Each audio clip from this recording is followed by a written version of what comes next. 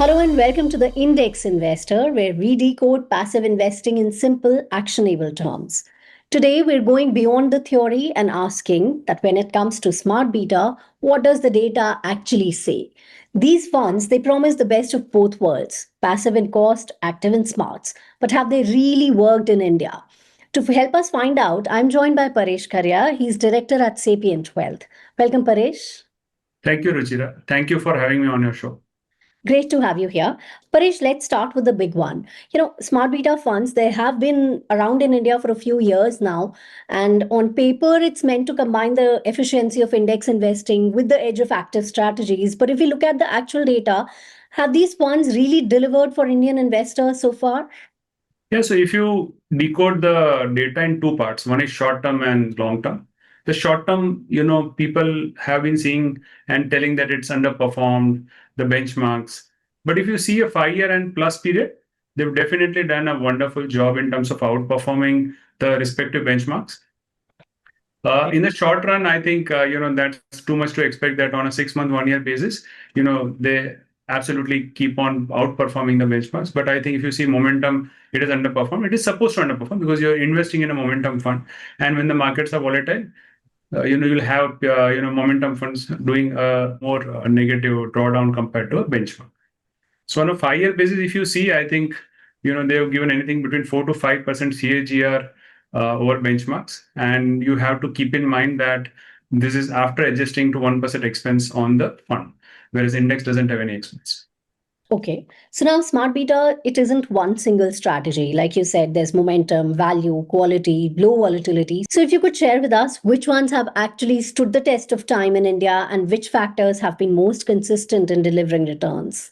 Yeah, so if you see, most of the factors would work in different periods of time. So if you see, momentum would do well when the markets are doing very well. Low volatility would do very well when the markets are, on downturn. And when there are flat markets, also you'll see low volatility also doing a great job. So you'll have to, compare them in phase of markets where the markets are standing, and in the respective territories, you will find, the performance coming in for the respective funds. If you see, the most consistent factor is momentum, according to me, and also the data speaks for the same, because it covers both. It covers value style of investing, it covers growth style of investing. It is the most adaptive style of factor which takes care of the movement in the market. So if you see, India was always a growth market, and if you see last 5 years, value did so well. So momentum would capture value also, because it doesn't distinguish between a growth portfolio and a value portfolio. So if you see 50% of that, out of 20 years, 10 years momentum has been in the quartile 1, quartile 2 consistently. So that's the most consistent style according to us. But yes, with a disclaimer, in last 1 year markets have corrected, and so momentum has corrected more. So expectation wise, you have to be clear that in these times markets, in these type of markets, you will see more correction in these kind of funds. That is in the big picture, but investors, they live through markets and cycles. There are booms, corrections, sideways phases. So, how do smart beta funds behave in these different conditions? And do they cushion the downside or do they end up exaggerating volatility? So it depends on what factors you choose. As I said, if you choose a low volatility fund, yes, it helps you, protect you on the downturns. If you go with momentum, it would do wonders when the markets are on an up move. We have seen phases where markets have been on an up move for continuously 3-4 years, and that's the time momentum performs well. And momentum actually takes care of both value and growth portfolios. So that's also a advantage, that it adapts itself to this style. So it actually performs in all the time frames. But when you see them in pockets of 3 months, 6 months, 9 months, you might be disappointed. So if value as a category has done so well, then you expect value funds also, low value funds also, to correct when the markets go down, because these are the stocks which would have gone up much faster in 3-4 years, and so do they face corrections in these volatile times. Right now, performance is one thing, but what really matters for investors is risk adjusted returns. So, when you compare smart beta funds with plain Nifty or Sensex index funds, do they genuinely deliver a smoother ride or better long term efficiency, or does the simplicity and lower cost of market cap indices still give them the edge? So on a risk-adjusted basis, you'll have to keep in mind the risk which you are taking, and then compare. So if I'm comparing a momentum fund to a broad-based Nifty fund, say a Nifty 500 versus a 50 500, then you'll have to be aware of the fact that you're choosing 50 stocks out of the 500 universe. So they are supposed to have slightly higher standard deviation, but in the long term, if you see on a risk-adjusted basis, risk of return per unit of risk, I think they do a great job. And on an expense basis, I think it's slightly higher. It's not a very high expense compared to a normal traditional, active fund or a benchmark pure, index fund.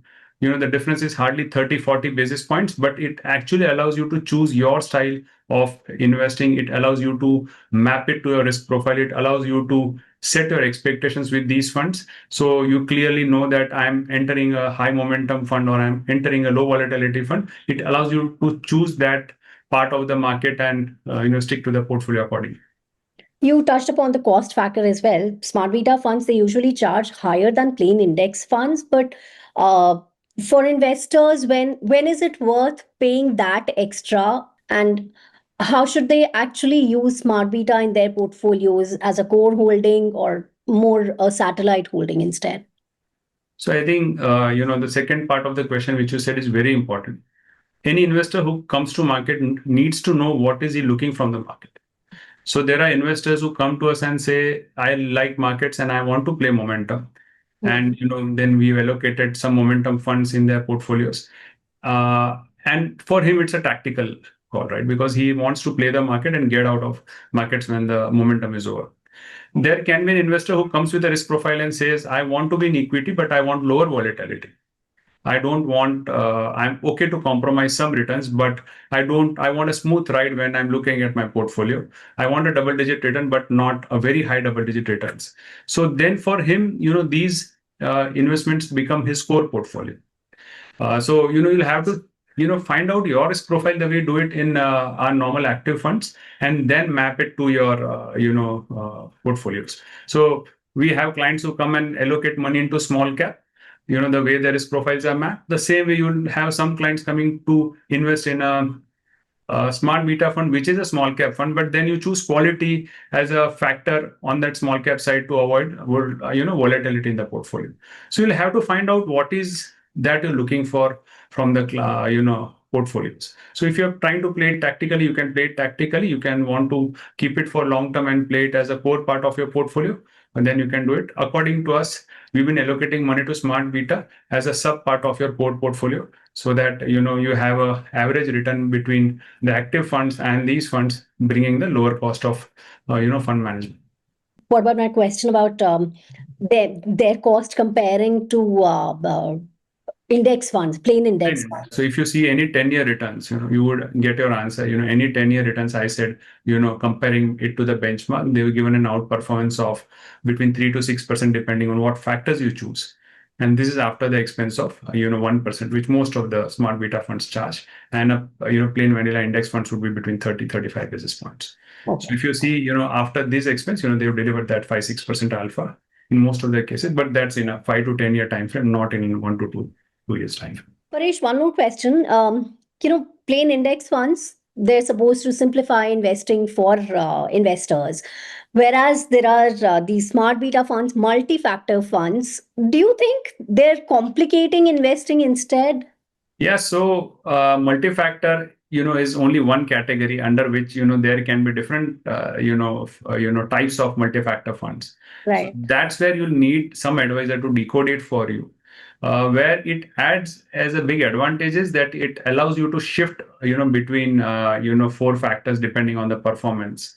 So it, saves the tax when you want to move away from, say, as I said, someone trying to play momentum and, will quit momentum funds and want to enter value when the market's correct. This automatically does that. So smart beta delivers that auto switch without any tax. But, all the smart, multi-factor funds are not comparable to each other. So all use different. So some have equal weight, some have, higher weight to, higher performing factors. Some have only two factors as the underlying, factors. So that's where you need some advisor to decode and understand the difference between the two. And for which I think the first thing is that education needs to be spread at the distributor level as well. So you will, because you can't compare, it's not like a multi-cap fund versus a multi-cap fund. So all multi-factor funds will look completely different from each other when you deep dive into the portfolio. So that's where you need some bit of complexity which can be simplified by the advisor. Right. Now, one final question. Looking ahead, smart beta is still relatively new in India. So, do you see it becoming a mainstream part of investment portfolios here, or do you think it'll remain more of a niche strategy for sophisticated investors? I think awareness is something which will play a key role to this becoming a core part of the portfolio. So the way mutual funds were new to Indian markets 15 years back, and the education drive, thanks to SEBI, which helped it to reach to the masses. I think this also needs some awareness, which will help it grow. Currently, if you see, we have grown from 200 crore odd, AUM in 7 years back, 5 years back, and today we are at 45,000 crore AUM. Sounds like a big number, but in dollar terms, we are just $5 billion. If you see the same in US, it is $2.5 trillion. And US is also not a very old, market in terms of smart beta. It started in 2000. In 25 years, it's become $2.5 trillion. So I'm sure awareness will help this to become a mainstream, allocation in clients' portfolio. In case of sophisticated investors in family office, type of clients, this is already finding a, larger share of wallet in their portfolios. Right. Paresh, thank you for walking us through the data behind smart beta. It's been a very insightful discussion. Thank you so much. Thank you. Thank you. And to our viewers, remember, understanding what's inside the fund is as important as chasing performance charts. So thanks for joining us on Index Investor. See you in the next episode. Goodbye.